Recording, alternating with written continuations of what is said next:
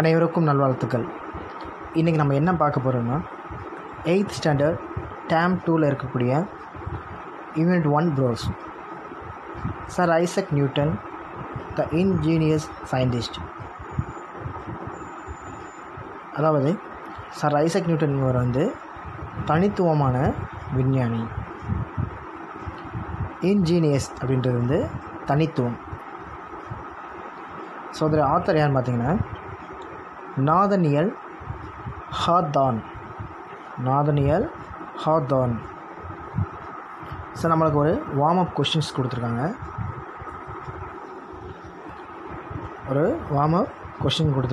அதை பாருங்கள். In pairs, identify the great thinkers of the world and write the names from the box. In pairs, identify the great thinkers of the world and write the names from the box. அதாவது இருவராக சேர்ந்து உலகில் உள்ள சிறந்த சிந்தனையாளர்கள் அடையாளம் கொண்டு அவர்களின் பெயர்களை கீழே கொடுக்கப்பட்ட அட்டவணையில் எடுத்து எழுதுவோம் அப்படின்னு இங்கே கொடுத்துருக்காங்க. ஸோ இங்கே படங்களெல்லாம் பாருங்கள். ஸோ ஃபஸ்ட்டு யார் இருக்காங்க? ஸோ நம்ம அதுக்கு மேலே ஒரு பாக்ஸ் கொடுத்துருக்காங்க. அதில் Vivekananda, Aristotle, APJ Abdul Kalam, Einstein, CV Raman, Plato, Buddha, Socrates அப்படின்னு நம்மளுக்கு அந்த நேம்ஸ் லிஸ்ட்லாம் கொடுத்துருக்காங்க. அந்த நேம் லிஸ்ட்டில் வச்சு பார்க்கும்போது நமக்கு முதலாவதாக இருக்கக்கூடியது அரிஸ்டாட்டில், ரெண்டாவது விவேகானந்தா, மூன்றாவது ஏபிஜே அப்துல் கலாம், நான்காவது புத்தர், ஐந்தாவது ஐன்ஸ்டீன், ஆறாவது சாக்ரட்டிஸ் அப்படின்னு சொல்லுவாங்க. அடுத்து ஏழாவதாக சிவி ராமன், அடுத்து கடைசியாக இருக்கக்கூடியது பிளாட்டோ. சரிங்களா? ஸோ இது உங்களுடைய புத்தகத்தில் எடுத்து கரெக்டாக எழுதிருங்க. ஸோ நம்மளுக்கு இங்கே யாரை பற்றி கொடுத்துருக்காங்கன்னா பாடம் சர் ஐசக் நியூட்டன் பற்றி கொடுத்துருக்காங்க. ஸோ சர் ஐசக் நியூட்டன் அப்படின்னு நம்மளுக்கு சொன்ன உடனே நம்மளுக்கு என்ன ஞாபகம் வரும்னா கிராவிட்டி, அதாவது புவியீர்ப்பு விசையை பற்றி நம்மளுக்கு ஞாபகத்தில் வரும். அப்படிதான் நம்மளுடைய சின்ன வயசில் படிச்சிருப்போம். ஒரு ஆப்பிள் மரத்தில் ஒரு ஆப்பிள் கீழே விழுகுது, அதை அவர் எடுத்து மேல் நோக்கி ஏறுகிறாரு. எரிஞ்சோன்னா அந்த மறுபடியும் அந்த ஆப்பிள் என்னது கீழ் நோக்கி அந்த பூமியை நோக்கி என்னது வரதை பார்த்தோன்னே ஈர்ப்பு விசை இருக்குது, அந்த காந்த விசை செயல்படுது அப்படின்றத நம்மளுக்கு விளக்கி சொன்னவர் தான் இந்த ஐசக் நியூட்டன். ஸோ அவரை பற்றிய பாடம் தான் என்னது இந்த பாடம். ஸோ இந்த பாடத்தில் என்ன கொடுத்துருக்காங்க அப்படின்றத நம்ம இப்போ பார்க்கலாம்.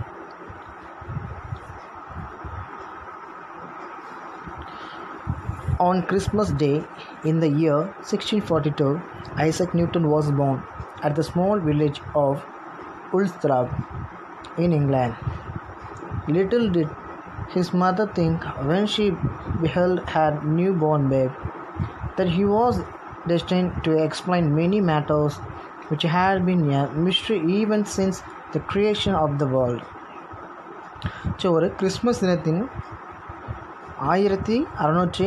1642ஆம் ஆண்டு ஐசக் நியூட்டன் இங்கிலாந்தில் இருக்கக்கூடிய ஒரு சின்ன கிராமமான உல்ஸ்ராப் அப்படின்ற இடத்துல பிறந்திருக்காரு. இந்த பேர் பிறந்த உடனே இவங்களுடைய அம்மா அவங்கள உத்து பார்க்குறாங்க. இந்த குழந்தை உலக படைப்புடைய பல ரகசியங்களை வெளிப்படுத்த போகுது அப்படின்ற விஷயம் அந்த அம்மாவுக்கு கொஞ்சம் கூட தெரிஞ்சிருக்கும்ல.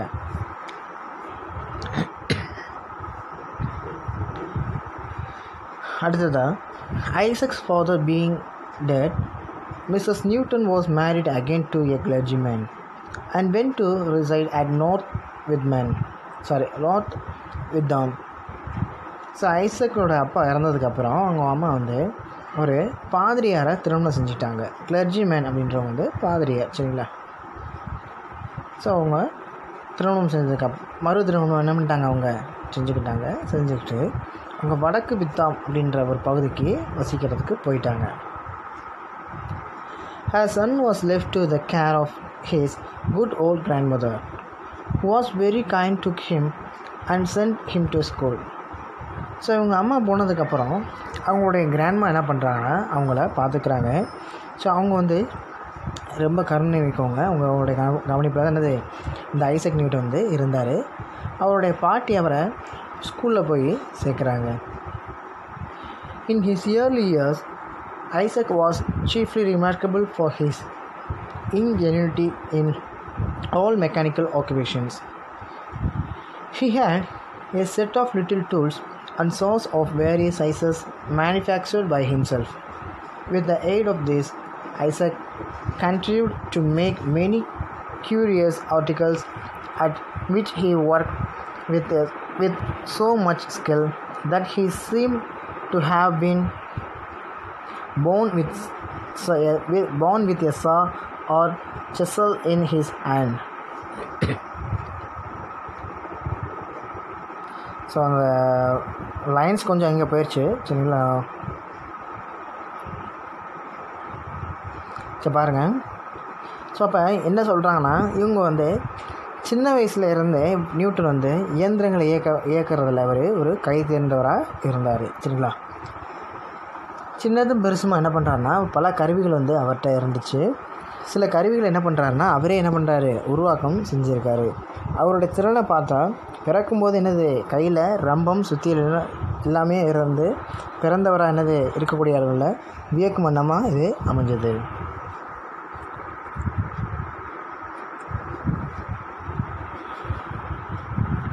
The neighbors looked with vast admiration at the things which Isaac manufactured, and his old grandmother, I suppose, was never weary of talking about him. So பக்கத்தில் இருந்தவங்க எல்லாருமே ரொம்ப ரசிப்புத்தன்மையோடு இருக்காங்க. சரிங்களா? ஏன்னா அவங்க ஐசக் உருவாக்கிய பொருட்கள் பார்க்கும்போது ரொம்ப வியந்து போயிருக்காங்க. அவங்களுடைய பாட்டி வந்து அவரை பற்றி பேசுகிறது, அவங்க பாட்டி வந்து அவரை பற்றி பேசுகிறது ஒவ்வொரு நாளும் என்னது களைப்படைந்ததே கிடையாது. சரிங்களா? ஏன்னா அவரை பற்றி நிறைய என்னது எனர்ஜிட்டிக்காக பேசிக்கிட்டே இருப்பாங்க. He make a capital workman. One of these days, she would probably say, no fear but what Isaac will do well in the world and be a rich man before he dies. Isaac வந்து ஒரு நாள் ஒரு தலைமை தொழில் வல்லுநர் என்ன பண்ணுவார், மாறுவார். Isaac குறித்து நான் பயப்படவே தேவை கிடையாது. அவன் இந்த உலகத்தில் சிறந்தவனாக இருப்பான். அவன் இறக்கிறதுக்கு முன்னாடி ஒரு பெரிய பணக்காரன் ஆவான் அப்படின்னு அவனுடைய பாட்டி வந்து இதை சொல்லியிருக்கலாம். Some of his friends, no doubt, advised Isaac's grandmother to apprentice him to a clockmaker.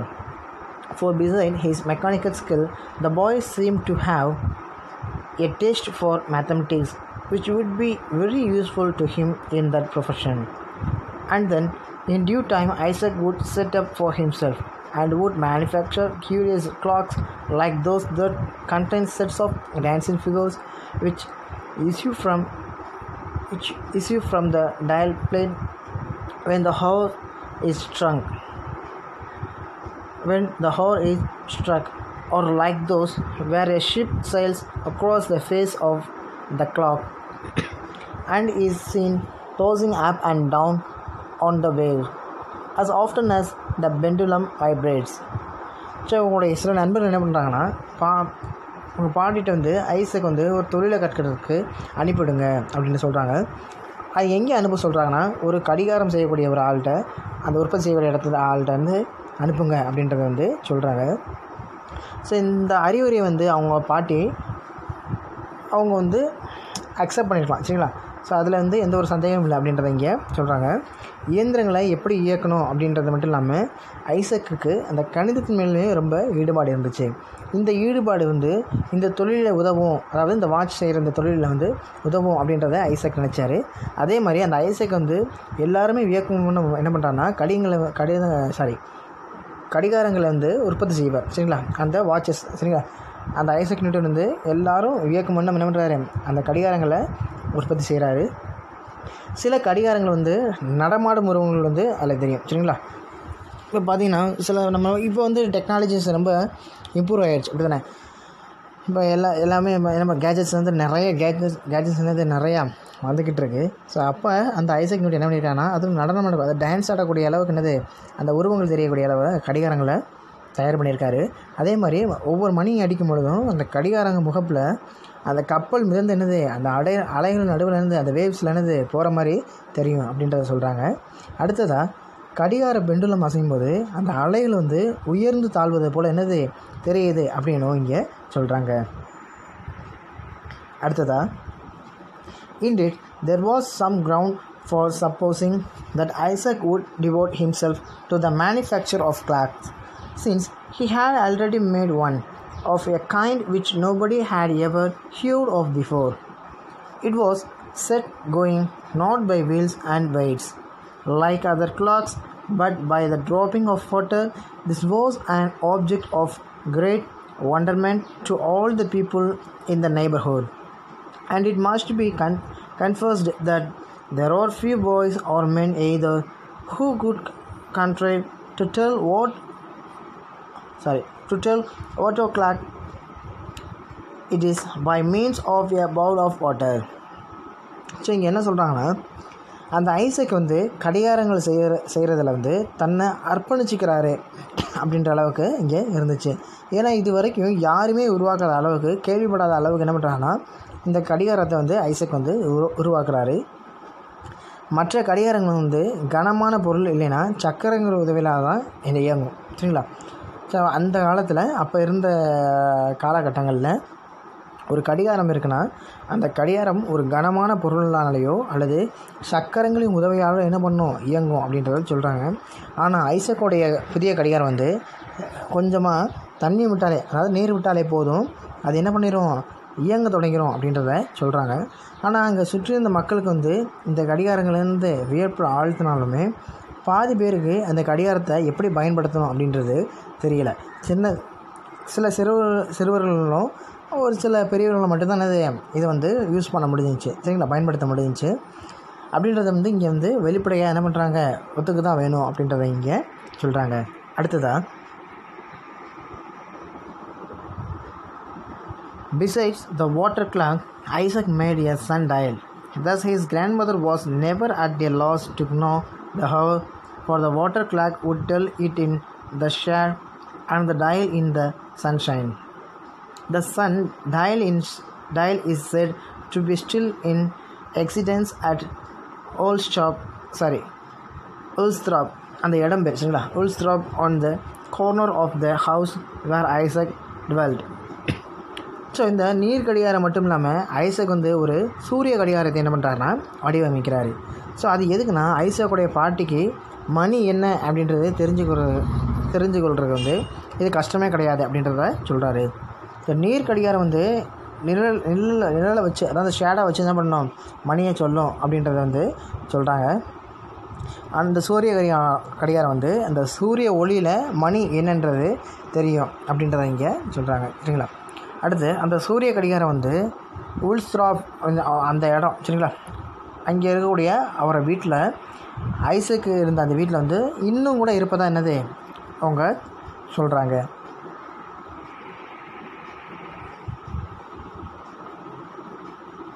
Isaac possessed a wonderful faculty of acquiring knowledge by the simplest means. For instance, what method do you suppose he took to find out the strength of the wind? He jumped against the wind, and by the length of his jump, he could calculate the force of a gentle breeze, a brisk gale, or a tempest. Thus, even in his boyish sports, he was continually searching out the secrets of philosophy. So என்ன சொல்கிறாங்கன்னா, Isaac வந்து ரொம்ப எளிமையான வழியில் அறிவை வந்து increase பண்ணுறது வந்து ரொம்ப ஒரு ஆச்சரியமான ஒரு விஷயமாக இருந்துச்சு. உதாரணமாக என்னென்னா, ஒரு காற்றோட பலத்தை எப்படி அறிஞ்சிக்கணும் அப்படின்ட்டு எப்படி தெரிஞ்சுக்குவாருன்னா, காற்று வரக்கூடிய திசைக்கு எதிராக என்ன பண்ணுவார்னா அவர் குதிப்பார். அப்போ குதிக்க எடுத்துக்கூடிய அந்த ஜம்ப் பண்ணுற பார்த்திங்களா, அந்த ஜம்ப் பண்ணுறதுக்கு எடுத்துக்கொள்ளக்கூடிய அந்த நேரத்தை கணக்கிட்டு இது வந்து தென்றல் காற்றா, அதாவது மென்மையான காற்றா, இல்லைன்னா வலிமையான காற்றா, இல்லை ஒரு டெம்பர் சூறாவளியா அப்படின்றது என்ன பண்ணுவார், அதோடைய அந்த வலிமையை வச்சு என்ன பண்ணுவார்னா அவர் அளவிட்டு தெரிஞ்சுக்குவார். இவர் சின்ன பையனாக விளையாட்டில் ஈடுபட்டுக்கும் போது என்ன பண்ணுறாருன்னா தொடர்ந்து தத்துவங்களோட ரகசியத்தை அவர் தேடியபடியே இருந்தார். சரிங்களா? அடுத்ததாக, not far from his grandmother's residence there was a windmill which operated on a new plan. Isaac was in the habit of going there frequently and would spend hours in examining its various parts. While the mill was at rest, he pried into its internal machinery. When its broad sails were set in motion by the wind, he watched the process by which the millstones were made to revolve and crush the grain that was put into the hopper. After gaining a thorough knowledge of its construction, he was observed to be unusually busy with his tools. So இவர் அவர் பாட்டி வீட்டுக்கு கொஞ்சம் தூரத்தில் என்னன்னா ஒரு காற்றாலை ஒரு புதிய திட்டத்தின்படி இயங்கி வந்துட்டு இருந்துச்சான்.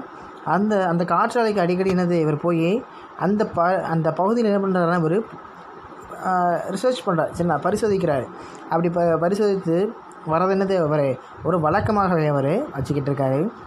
அந்த ஆலை, சரிங்களா, அந்த காற்றாலை ஓடாத நேரத்தில் உட்புற பகுதியில் கூர்ந்து கவனித்து இது என்னென்ன இருக்குது அப்படின்றத அவர் தெரிஞ்சுக்கிட்டார். அப்புறம் அந்த அகலமான துடுப்பு பகுதியில் காற்றில் சுழலும் பொழுது ஆலை கற்கள் எப்படி சுற்றுது அப்படின்றதையும் இவர் பார்க்குறாரு. எப்படி தானியம் காற்றாலையில் கொட்டப்பட்டு அரைக்கப்படுது அப்படின்னையும் அவர் என்ன பண்ணுறாருன்னா அதை பார்த்து தெரிஞ்சுக்கிட்டார். சரிங்களா? அப்புறம் என்ன பண்ணுறேன்னா அவர் தன்னோட கருவிகளை வச்சு ஆழ்ந்து வேலை செய்வதுன்னு மற்றவங்க கவனிக்கிறாங்க. ஸோ இந்த விஷயங்கள்லாம் பார்த்துட்டு தன்னோட கருவிகளை வச்சு அதே மாதிரி ஒரு மாடல் செய்யலாம் அப்படின்ட்டு என்ன பண்ணுறாரு அவர் செஞ்சிட்ருக்காரு. இது எல்லாமே என்ன பண்ணுறாங்கன்னா மற்றவங்க கவனிச்சுக்கிட்டு இருக்காங்க. அடுத்து பாருங்கள். It was not long before his grandmother and all the neighborhood knew what Isaac had been about. He had constructed a model of a windmill, though not so large, I suppose, as one of the boy traps which boys set to catch squirrels held. Every part of the mill and its machinery was complete.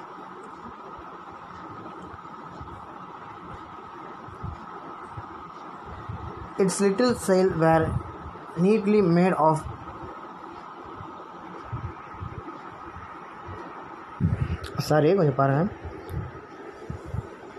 Its little sails were neatly made of linen and rolled round very swiftly when the mill was placed in a draught of air. Even a puff of wind from Isaac's mouth or from a pair of bellows was sufficient to set the sails in motion. And what was most curious, if a handful of grains of wheat were put into the little hopper, they would soon be converted into snow white flour.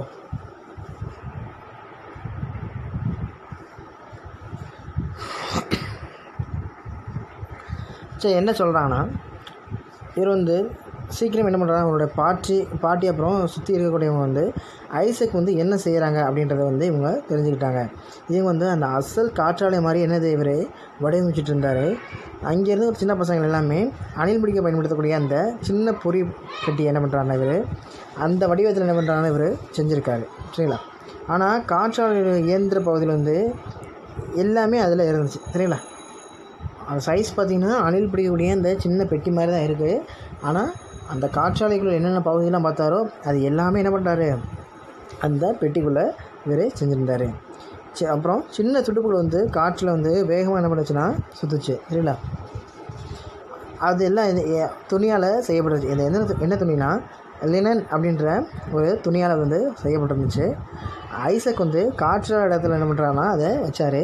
அந்த வாய்ப்பகுதியிலேருந்து வரக்கூடிய அந்த காற்று அந்த சப்தமான குரல், சரிங்களா, அந்த இது அந்த துடுப்புகளை சுழல வைக்க போதுமானதாக இருந்துச்சு. சரிங்களா? அது ஊதுறார். சரிங்களா? அவருடைய வாய் வழியாக ஊதுறாரு. அந்த காற்றை ஊதும் பொழுது இல்லைன்னா பேசும்போது வரக்கூடிய அந்த சத்தம் சரி, அந்த சத்தன குரல் வந்து அந்த துடுப்புகளை வந்து சுழல வைக்கிறது அது போதுமானதாக இருந்துச்சு. இதில் ஆச்சரியம் என்னென்னு பார்த்தீங்கன்னா, கையளவு கோதுமை மணிகள் என்ன பண்ணுறாருன்னா இயந்திரத்தில் உட்பகுதியில் போட்டோன்னே அந்த அறப்பட்டுனது பனி போல் அந்த வெள்ளை நிற மாவானது வெளியிலையும் வந்துச்சு. ஸோ இதோட நம்மளுக்கு இந்த செக்ஷன் 1 முடிஞ்சு. சரிங்களா? அதுக்கடுத்து செக்ஷன் 2 என்ன கொடுக்க பார்ப்போம். Take turns and read the section aloud. அதாவது இந்த இது வந்து ரொம்ப சத்தமாக என்னது நம்மளுக்கு படிக்க சொல்லியிருக்காங்க. சரிங்களா? ஒவ்வொரு ஆட்களால் இந்த மாதிரி உறக்க படிங்கள் அப்படின்றத கொடுத்துருக்காங்க. Isaac's playmates were enchanted with his new windmill. They thought that nothing so pretty and so wonderful had ever been seen in the whole world. So ஐசோக்குடைய அந்த விளையாட்டு தோழர்கள் என்ன பண்ணுறாங்கன்னா, இந்த புதிய காற்றாலை மாதிரியை பார்த்து அவங்க மயங்கிட்டாங்க. சரிங்களா? ஸோ மயங்கிட்டாங்கன்றது வந்து இந்த ஆச்சரியத்தில் என்னது மூழ்கிட்டாங்க. அவங்கள பொறுத்த வரைக்கும் இந்த மாதிரி வந்து அழகானதும் ஆச்சரியமானதும், சரிங்களா, இந்த மாதிரி பொருள் வந்து உலகில் வேறு எங்கேயுமே கிடையாது அப்படின்றத வந்து இவங்க சொல்கிறாங்க. But Isaac said one of them, you have forgotten one thing that belongs to a mill. ஆனால் ஐசக் என்ன சொல்கிறாங்க, நீங்கள் ஒன்று மறந்துட்டீங்க, காற்றாலையில் இருக்கும் ஒன்று தான் இது இந்த மாதிரிலாம் இல்லை அப்படின்றத சொல்கிறாரு. What is that asked Isaac, for he supposed that from the roof of the mill to its foundation he had forgotten nothing. அதாவது ஐசக் என்ன சொல்கிறாங்கன்னா, நீ வந்து ஒன்று மறந்துட்ட, காற்றாலை இருக்கக்கூடிய ஒன்று என்னது இதில் இல்லை அப்படின்றத உங்களுடைய ஃப்ரெண்ட்ஸ் சொல்கிறாங்க. சொன்ன உடனே ஐசக் வந்து அது என்ன அப்படின்றத கேட்குறாங்க. மேற்கூரையிலேருந்து அடிமட்டம் வரைக்கும் என்னது காற்றாலை எந்த ஒரு பகுதியுமே என்னது அவன் மறக்கலை அப்படின்றத அவன் வந்து யோசிச்சுட்ருக்கான். Why where is the miller said his friend. ஏன் மில்லில் இறக்கக்கூடிய ஆள் எங்கே அப்படின்னு அந்த நண்பன் வந்து கேட்குறான். That is true, I must look out for one, said Isaac, and he set himself to consider how the deficiencies should be supplied. So அது உண்மை தான், நான் அதையும் ஏற்பாடு செய்ய முயற்சி பண்ணுறேன் அப்படின்னு அந்த ஐசக் வந்து சொல்கிறாரு. இந்த குறைபாட்டை என்னது நிவர்த்தி செய்யக்கூடிய வழிமுறையை நான் வந்து யோசிக்கிறேன் அப்படின்னும் இங்கே அவர் சொல்கிறாரு. He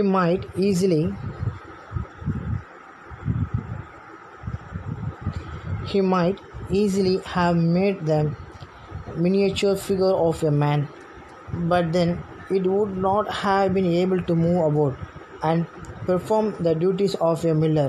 But perhaps some two-legged millers are quite as dishonest as this small quadruped. என்ன சொல்கிறாங்கன்னா, ஐசக் என்ன விரும்புகிறான்னா, சின்ன சின்ன மனித உருவங்கள் மாதிரி என்னது சேர்த்து அசையவும் மில் தொழிலாளர் மாதிரி இயக்கணும் கூட செஞ்சுருக்கலாம். ஆனால் 4 கால் மாதிரியை போல் என்னது 2 கால் மனித உருவங்களும் என்னது போலியாகவே இருந்திருக்கும் அப்படின்றத வந்து இவர் சொல்கிறாரு. சரிங்களா?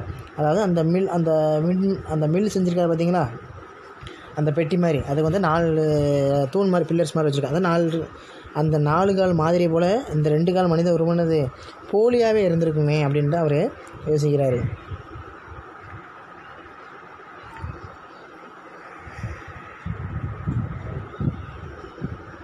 As Isaac grew older, it was found that he had far more important matters in his mind than the manufacture of toys,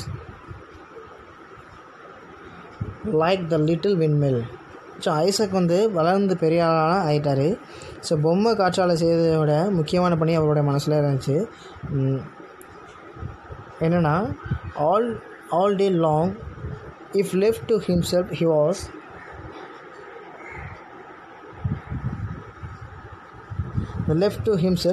was either absorbed in thought or engaged in some book of mathematics or natural philosophy. At night, I think it probable he looked up with reverential curiosity at the stars and wondered whether they were worlds like our own, and how great was their distance from the earth. And what was the power that kept them in their courses? Perhaps even so early in life, Isaac Newton felt a present presentiment that he should be able hereafter to answer all these questions.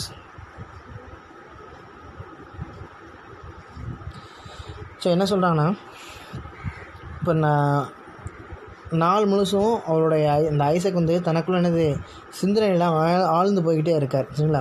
இல்லைன்னா ஏதாவது ஒரு கணித புத்தகத்தை என்ன பண்ணுவார், அவர் படிச்சுட்டு இருப்பாராம். இரவு நேரங்கள் கூட நியூட்டன் அந்த பயபக்தியானது, இந்த பயபக்தி கலந்த ஆர்வத்தோடு என்ன பண்ணுவார்னா, அந்த நட்சத்திரங்களை பார்த்து அதிசயிச்சுட்டே இருப்பார், சரிங்களா? எப்படி இருக்கே அப்படின்ற நட்சத்திரங்கள் நம்ம உலகம் மாதிரி இருக்குமா, இல்லை பூமியிலேருந்து எவ்வளோ தூரம் இருக்கும், அது நம்முடைய பாதையிலேருந்து வலுவாமல் செல்றதுக்கு பயன்படும் சக்தி எது அப்படின்னது நிறைய கேள்வி அந்த நியூட்டனுடைய மனதில் உதிச்சுக்கிட்டே இருக்கும், சரிங்களா? அந்த நியூட்டன் உள்ள சொல்லிச்சான், இந்த கேள்விக்கான பதில் நீயே கண்டுபிடிப்ப அப்படின்னு சொல்லிச்சான். When Isaac was 14 years old, his mother's second husband being now dead, she wished her son to leave school and assist her in managing the farm at Ulstad for a year or two. Therefore, he tried to turn his attention to farming. But his mind was so bent on becoming a scholar that his mother sent him back to school and afterwards to the University of Cambridge. So என்ன சொல்கிறாங்கன்னா, இப்போ Isaac 14 வயசு Isaac இருக்கும்போது அவருடைய தாயோடைய 2வது கணவர் இறந்து போயிட்டார். உடனே என்ன பண்ணுவாங்க, ஐசக் பள்ளியை விட்டுட்டு அவருடைய வயல் வேலையை கவனிக்கிறது நல்லாயிருக்கும் அப்படின்னு அவருடைய அம்மா நினைக்கிறாங்க, சரிங்களா? ஸோ ஒரு வருஷம் இல்லை 2 வருஷம், சரிங்களா? 1-2 ஆண்டுகள் என்னாச்சுன்னா, உள்ஸ்திராப்பில் உள்ள வயலை கவனிக்கிறது அந்த ஐசக்குடைய மனம் அதில் சம்மதிக்கலை, சரிங்களா? ஸோ வயல்வெளியில் போய் பார்க்கணுமா அப்படின்ட்டு அவர் அந்த வேலையை அவர் விரும்பலை, சரிங்களா? அவர் என்ன விரும்புகிறாருன்னா, பட்டம் வாங்கி நான் அறிஞராக ஆகணும் அப்படின்னு மட்டுமே அவர் விரும்புகிறாரு. ஆனால் அவர் தாயை அவரை என்ன பண்ணுறாருன்னா, பள்ளிக்கும் அந்த கேம்பிரிட்ஜ் பள்ளிக்கூடத்துக்கும் நியூட்டனை படித்து பட்டம் பெற என்ன பண்ணுறாங்க அப்படின்னு அனுப்புகிறாங்க, சரிங்களா? He was the first that found out the nature of light, for nobody could tell what the sunshine was composed of until then. You remember, I suppose, the story of an apple falling on his head, which led him to discover the force of gravitation, and which keeps the heavenly bodies in their courses. When he had once got hold of this idea, he never permitted his mind to rest until he had searched out all the laws by which the planets are guided through the sky. This he did as thoroughly as if he had gone up among the stars and tracked them in their orbits. As a boy, he had found out the mechanism of a windmill, and as a man he explained to his fellow man the mechanism of the universe.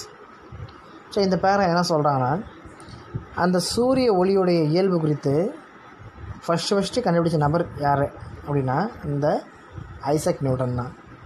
So அதுக்கு முன்னாடி சூரிய ஒளியுடைய இயல்பு குறித்து யாருக்குமே தெரியாது. இப்போ நம்ம ஸ்டார்டிங்கில் சொல்லியிருந்தோம், இந்த ஆப்பிள் மரத்துலேருந்து பழம் எப்படி கீழே விழுகுது, அது மூலம் புவியீர்ப்பு விசை இருப்பது. ஸோ இதெல்லாம் அவர் கண்டுபிடிச்சார், இப்படி தானே? ஸோ அதை இங்கேயே கொடுத்துருக்காங்க. ஸோ எப்படி அந்த பழம் விழுந்ததுனால புவியீர்ப்பு விசையை கண்டுபிடிச்சாரோ, அதே மாதிரி ஒவ்வொரு கோள்களுக்கும் அந்த வட்டப்பாதையில் நியமப்படி போகுதா அப்படின்றது என்ன பண்ணார், இவர் தான் கண்டுபிடிச்சிருக்காரு. இதை கண்டுபிடிச்சதுக்கப்புறம் அவர் ஓயவே இல்லை, சரிங்களா? கோள்கள் வானிலை செல்லக்கூடிய விதிமுறைகள் குறித்து அவர் ஆராய்ச்சி செய்ய ஆரம்பித்தார். நேரில் நட்சத்திரங்களுக்கு சென்று வந்த ஒரு மனுஷன் அப்படின்ற மாதிரி அவர் சொல்கிறார், சரிங்களா? சரி, நேரில் நட்சத்திரத்தை போய் இது பண்ண முடியாது, ஆனால் இப்போ அந்த போன மாதிரி அவர் ஒரு ஃபீல் பண்ணுறார், சரிங்களா? அவர் சின்ன வயசாக இருந்தபோது அந்த காற்றாலோடைய இயக்கம் பற்றி அவருக்கு நல்லா தெரிஞ்சிருந்துச்சு. பெரியவனாக ஆனதுக்கப்புறம் அந்த பிரபஞ்சத்தோட இயக்கம் பற்றி மனிதர்களுக்கு அவர் விளக்குனார். அடுத்ததாக, while researching he was accustomed to spend night after night in a lofty tower. சரி, இவர் ஆராய்ச்சி செய்யும்போது இரவு முழுது எங்கே இருக்காருன்னா அந்த உயர்ந்த கோபுரத்தில் என்ன பண்ணுறாருன்னா அமர்ந்துக்கிறாரு. Gazing at the heavenly bodies through a telescope. அந்த கையில் அந்த டெலஸ்கோப்போட என்ன பண்ணுறாரு, வானத்தில் உள்ள கோள்களை வந்து பார்த்தபடியே என்னதுன்னா இருப்பார். சரிங்களா, பார்த்துக்கிட்டே இருப்பார்.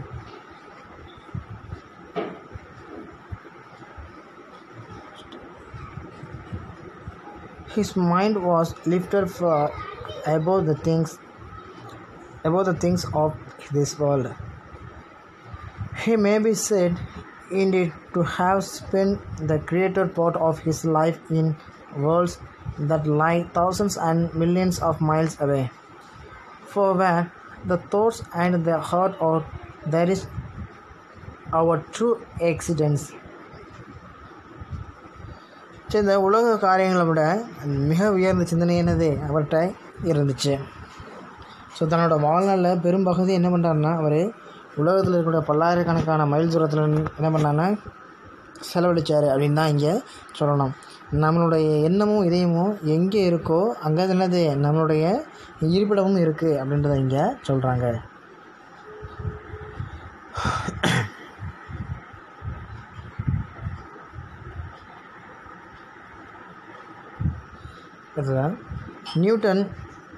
Newton lived to be a very old man, renowned thinker, and was made a member of parliament and received the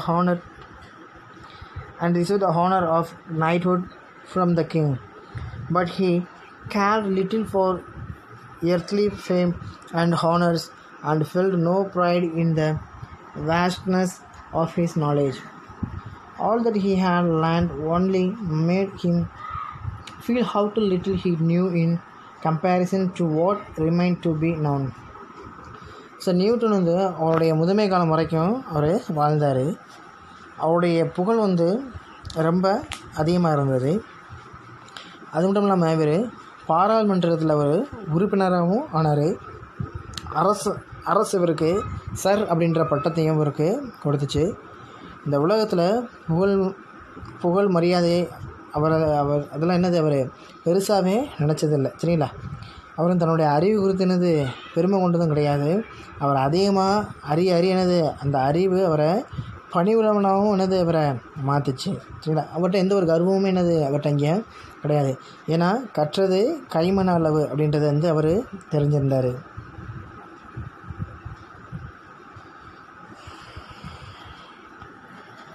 I seem to myself like a child, he observed, playing on the seashore, and picking up here and there a curious shell or a pretty pebble, while the boundless ocean of truth lies undiscovered before me. அவர் வந்து தன்னை கடல் மணலில் விளையாடும் போது ஒரு குழந்தைக்கு ஒப்பிட்டு தான் பேசுவாராம். அந்த விளையாட்டில் குழந்தைகள் வந்து சின்ன சின்ன சிப்பிகளையும் கூழாங்கற்களையும் பொறுக்கி என்ன பண்ணணும், அதை எடுத்து வச்சுனது அதை பற்றி தெரிஞ்சுக்கணும். ஆனால் குழந்தைகளுக்கு தெரியாத விஷயங்கள் வந்து கரை காண முடியாத இந்த கடல் மாதிரி. அதுபோல் தான் தனக்கு தெரிய வேண்டிய விஷயங்கள் வந்து கடல் போலனது பறந்து இருக்குது அப்படின்றத வந்து இங்கே ஐசக் நியூட்டன் வந்து சொல்கிறாங்க. At last in 1727, when he was 85 years old, Sir Isaac Newton died, or rather he ceased to live on earth. We may be permitted to believe that he is still searching out the infinite wisdom and goodness of the Creator as earnestly, and with even more success than while his spirit animated a mortal body. He has left a fame behind him which will be as endurable as if his name were written in letters of light formed by the stars upon the midnight sky. அவர் இறுதியாக எப்போ இருந்தார்னா 1727, அதாவது 1727 இறந்தார். தன்னுடைய 85வது, அதாவது 85 years old, அதாவது 85ஆம் வயதில் sir Isaac Newton இறந்தார். இவர் உலகை விட்டு மறைஞ்சாலும் இந்த உலகில் இருந்தது காட்டிலும் இப்போது அவருடைய ஆன்மா என்னது, இறைவனுடைய அந்த எல்லையற்ற ஞானத்தையும் நன்மையும் குறித்து இன்னும் உன்னிப்பானது அந்த வெற்றிகரமாக தன் வேட்டை நடத்துது அப்படின்றத நம்மளால் நம்ப முடியும். அவர் தன்னோட புகழை நிலைநிறுத்துறதுக்காக அவர் இருந்தார். சரிங்களா, அவர் நிலைநிறுத்திருக்கார். சரிங்களா, அவருடைய புகழை இன்னும் நம்ம மனிதனை நிலைநிறுத்திருக்காரு. அவருடைய பெயர் நள்ளிரவில் தெரியக்கூடிய அந்த நட்சத்திரங்கள் ஒளியில் எழுதப்பட்டிருக்க மாதிரி எப்போதுமே நிலைத்திருக்கும் அப்படின்றத இங்கே சொல்கிறாங்க. I love to hear about mechanical contrivances such as the water clock and the little windmill. Remarkable George. I suppose if Sir Isaac Newton had only thought of it, he might have found out the steam engine and railroads and all the other famous inventions that have come into use since his day. So, இதெல்லாம் கேட்டுட்டு அந்த George அப்படின்றவர் நீர்க்கடிகாரம், அந்த குட்டி காற்றாலை போன்ற இயந்திரங்களது அந்த கண்டுபிடிப்புகள் அதை பற்றிலாம் கேட்குறது எனக்கு பிடிச்சிருக்கு அப்படின்றத இந்த ஜார்ஜ் அப்படின்றவர் சொல்கிறாரு. அந்த சார் ஐசக் நியூட்டன் மட்டும் நினச்சிருந்தா அவரால் அந்த நீராய்வு இன்ஜினு, தண்டவாளம், நிறைய கண்டுபிடிகள் அவரால் கண்டுபிடிச்சிருக்க முடியும் அப்படின்னு நான் நினைக்கிறேன் அப்படின்றத இங்கே ஜார்ஜ் சொல்கிறாங்க.